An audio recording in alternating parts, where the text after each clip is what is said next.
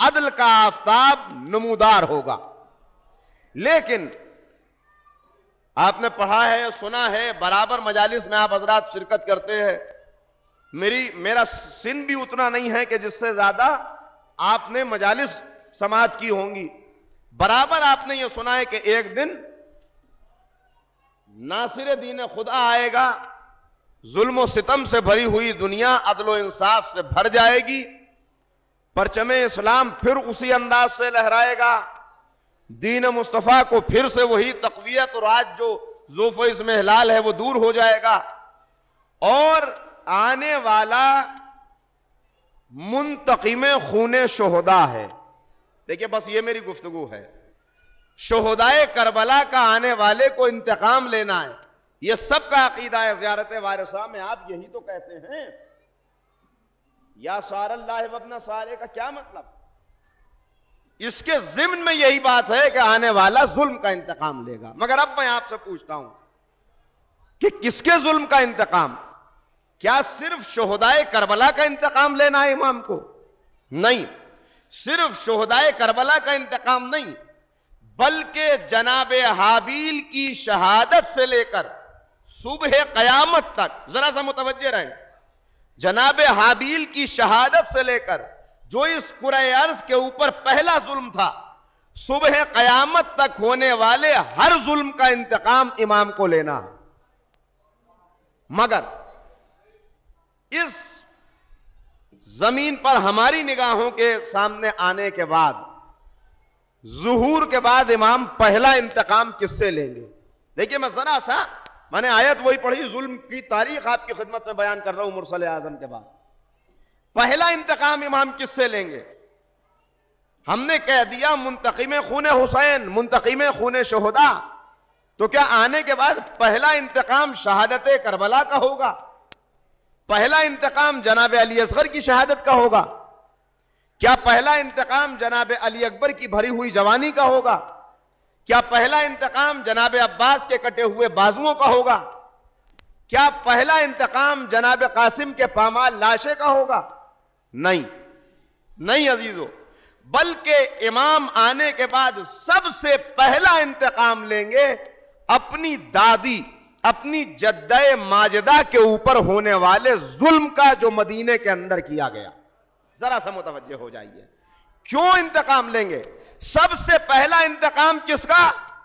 جناب علی اصغر کی شہادت کا نہیں, جناب محسن کی شہادت کا انتقام, شہزادی کونین کے اوپر ہونے والے مظالم کا انتقام.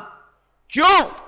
اس لیے کہ اگر مدینے کے مظالم نہ ہوتے تو کربلا کے ظلم بھی نہ ہوتے.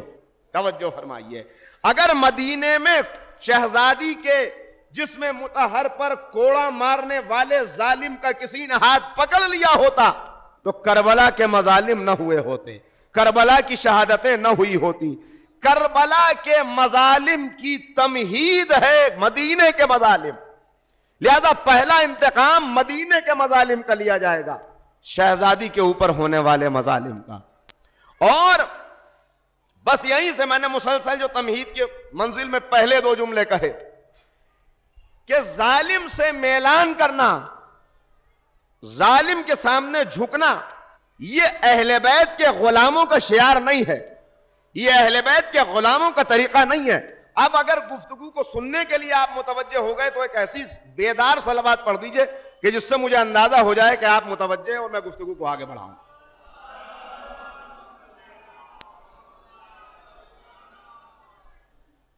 پہلا انتقام خون شہداء کا انتقام نہیں, شہزادی کے اوپر ہونے والے مظالم کا انتقام.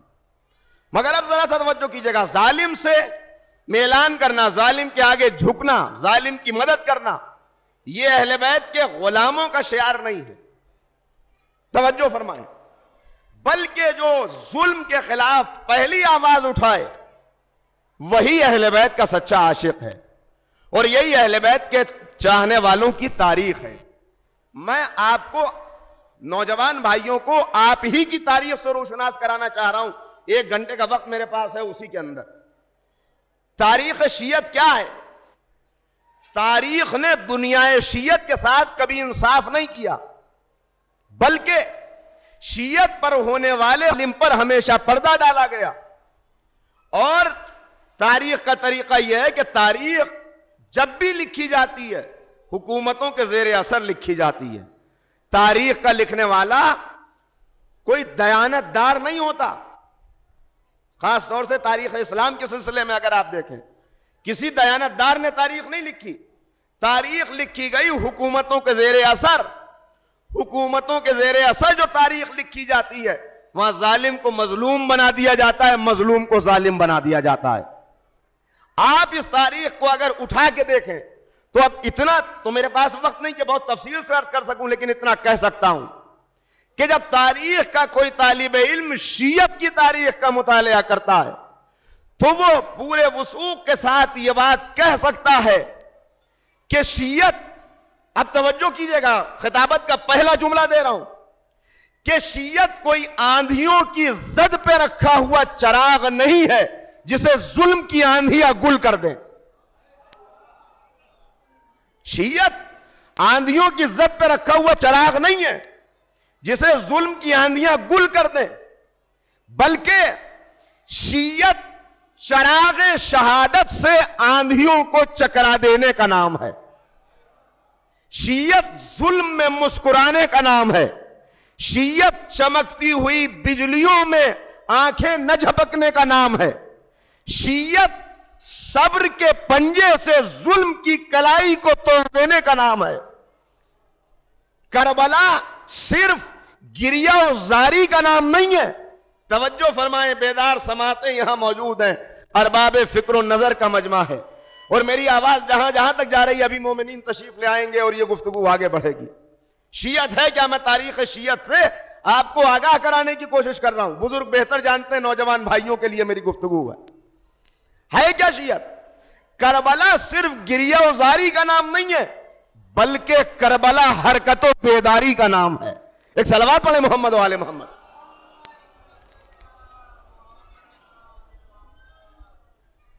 امام کا چاہنے والا, علی کا نام لینے والا کبھی بھی ظلم کے آگے سر نہیں جھکا سکتا. یہ تاریخ شیعت. لیکن شیعت کی تاریخ پر ہمیشہ پردے ڈالے گئے, شیعت کو ہمیشہ چھپایا گیا. اور جو گفتگو مجھے آپ کی خدمت میں عرض کرنی ہے وہ ایک ایسے مرد عارف اور مرد حق شناس کا ذکر ہے کہ جس نے دنیا شیعت کی مسلسل پستی ہوئی تاریخ کو, مسلسل ظلم کا شکار ہوتی ہوئی تاریخ کو ایک نیا دھارا دیا ہے, ایک نئی کروٹ دی ہے, اور جس نے دنیا کو یہ بتایا کہ دیکھو سارے ظالموں کو ایک جگہ جمع کر دو, لیکن جب اللہ کی تلوار چلتی ہے تو سارے ظالم ایک طرف. شیعت پر ہونے والے سارے مظالم کے مقابلے میں قدرت نے آواز دی, تم کرو ظلم, کتنے ظلم کر سکتے ہو, تم نام کو مٹانا چاہتے ہو, مٹاؤ نام. تلواریں چلی, خنجر چلے, تیر چلے, خزانوں کے منہ کھولے گئے. کس لیے؟ نام علی کو مٹا دیا جائے, اہل بیت کے چاہنے والوں کو ختم کر دیا جائے. مگر آج نتیجہ آپ کے سامنے ہے. کچھ 50 برس کے بعد, 60 برس کے بعد, 100 برس کے بعد جب حکومتیں کچھ لگاتی ہیں, کوئی کسی مشن اور کسی تحریک کو لے کے چلتا ہے تو وہ نتیجہ دیکھتا ہے کہ آج نتیجہ کیا ہوا. اگر نتیجہ دیکھنا ہے تو آج نتیجہ دیکھیے. جھک گئی تلواریں, کند ہو گئے خنجر, ٹوٹ گئے نیزے, ختم ہو گئے خزانے. لیکن علی کل بھی فضیلتوں کا کعبہ تھا, آج بھی عظمتوں کا قبلہ ہے. صلوات پڑھیں نا محمد و آل محمد پر.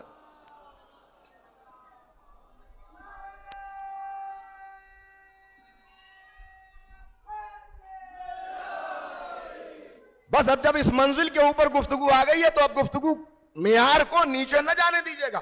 سماعتیں اسی انداز سے بیدار رہیں, اس لیے کہ جو گفتگو میں کر رہا ہوں پہلے آپ کو میں متوجہ کر رہا ہوں, اور صرف ایک حکم ہے جس کی تعمیل کے لیے میں نے اس رخ پہ گفتگو کا آغاز کیا, ورنہ میں کچھ اور پڑھنا چاہتا تھا. لیکن ایک حکم ہے ہمارے کمیٹی کے معزز افراد کی طرف سے جس کی مجھے تعمیل کرنی ہے, جو تذکرہ مجھے کرنا ہے. مگر اس سے پہلے متوجہ کرنے کے لیے آپ کی خدمت میں عرض کروں, ابھی میرے بھائی نے مولا علی کا نام لیا, کس انداز سے لیا؟ حضرت نسیم امروہوی کہتے ہیں کہ مولا علی کا نام ہے والی علی کا نام. ذرا اس نام کی عظمت دیکھیے. تاریخ نے بڑی کوشش کی اس نام کو چھپا دیا جائے, مٹا دیا جائے, گھس گھس کے تاریخ کی ذہنیت سے, تاریخ کے سوچ سے اس نام کو الگ کر دیا جائے. مگر نتیجہ کیا ہوا وہ آپ کے سامنے. مولا علی کا نام ہے والی علی کا نام, ہر دوست کی حسام ہلالی علی کا نام, لاشوں سے رن کو پاٹ دے خالی علی کا نام. ارے توجہ ہی نہیں فرمائی آپ نے. لاشوں سے رن کو پاٹ دے خالی علی کا نام, یعنی علی کا نام وہ ہے کہ وقت کے مرحب و انتر کو دل کا دورہ پڑ جاتا ہے نام علی سننے سے. لاشوں سے رن کو پاٹ دے خالی علی کا نام, اس میں خدا ہے, اس میں جلالی علی کا نام. ہمت بڑھی جو دل سے علی کو ولی کہا. پتہ نہیں کہاں بیٹھے ہوئے ہیں آپ. ہمت بڑھی جو دل سے علی کو ولی کہا, انسان شیر ہو گیا جب یا علی کہا.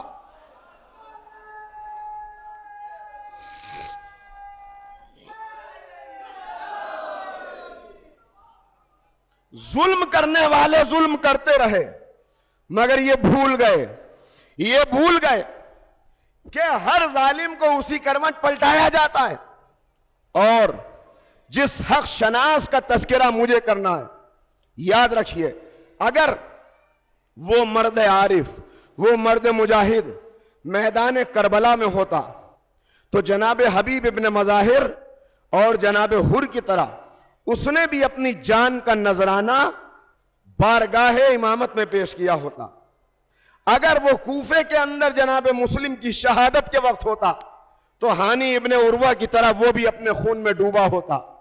لیکن افسوس کا مقام ہے, میں نے آپ کی خدمت میں عرض کیا کہ تاریخ نے بڑے پردے ڈالے. افسوس کا مقام ہے کہ آج جب اس مجاہد کا نام لیا جاتا ہے تو غیر نہیں بہت سے اپنے یہ کہنے لگتے ہیں کہ یہ آپ نے کس کا نام لے دیا, اس نے تو بڑا خون بہایا ہے, اس نے تو بڑی زیادتی کی ہے, اس کے عقیدے کی تو تحقیق ہونی چاہیے. آپ سمجھ گئے میں کس کا تذکرہ کر رہا ہوں. تاریخ کے سینے پر جو نام نقش ہے, جس کو اللہ نے ساری تاریخ ظلم کے مقابلے پر پیدا کیا اور اس چیلنج کے ساتھ پیدا کیا کہ تم ظلم کرتے رہو, ہم تمہارے سارے ظلم کے مقابلے میں ایک مختار پیدا کر دیں گے. کہاں بیٹھے ہوئے ہیں آپ؟ ایک مختار پیدا کر دیں گے جو تمہیں یہ بتائے گا کہ علی کے چاہنے والے جب مظلومیت کا اظہار کرنے پہ آتے ہیں تو قربان گاہ عشق میں اپنی گردنیں پیش کر دیتے ہیں, اور جب وہ ظالم کو یہ باور کرانے پہ آتے ہیں کہ ہم کمزور نہیں ہیں تو تاریخ چلملاتی رہ جاتی ہے. لوگ نام آنے سے انگاروں پر لوٹنے لگتے ہیں اور تہمتیں لگائی جاتی ہیں. بڑی تہمتیں لگی, آج بڑی تہمتیں جناب مختار کی ذات کے تعلق سے آج کہا جاتا ہے کہ آپ مختار کا نام لیتے ہیں. انہوں نے تو بڑا خون بہایا, ایسا خون بہایا کہ تاریخ ان کے بہائے ہوئے خون سے آج تک رنگین نظر آتی ہے. کہا جاتا ہے کہ وہ تو جناب خلیفہ ثانی کے طرفدار تھے. بڑے الزامات ہیں, بڑی باتیں ہیں, مجھے اس وقت عرض نہیں کرنا, مگر ہاں صرف ایک بات آپ کی خدمت میں عرض کرتا ہوں کہ ظلم کرنے والوں نے جتنے ظلم کیے سب کا معیار ایک تھا. کیوں ظلم کیے جا رہے تھے؟ جناب سعد ابن عبادہ کو کیوں زد و کوب کیا گیا؟ جرم کیا تھا؟ جرم تھا محبت علی, عشق اہل بیت, ولائے آل محمد. بس یہ ایک جرم ہے جو آپ کو سب جگہ ملے گا. جناب ابو ذر غفاری کو کیوں مدینہ بدر کیا گیا؟ جرم کیا تھا؟ جرم تھا عشق علی. جناب قمبر کو کیوں ذبح کیا گیا؟ جرم تھا عشق علی. جناب رشید حجری کو کیوں سولی کے اوپر لٹکایا گیا؟ جرم تھا عشق علی. جناب میثم تمار کی